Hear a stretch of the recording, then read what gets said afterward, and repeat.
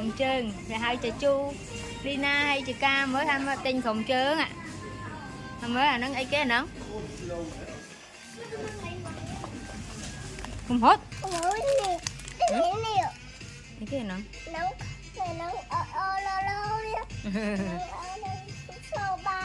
đúng chưa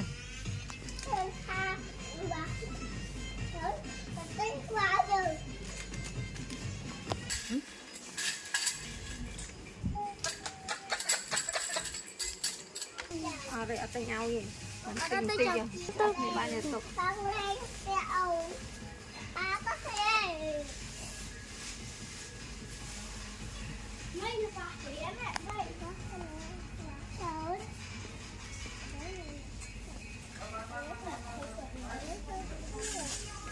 anh nữ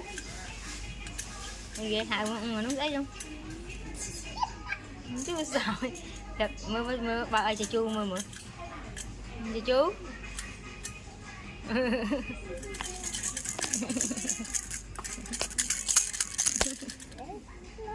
nhâm kia mọi người ấp nhâm này nhâm kia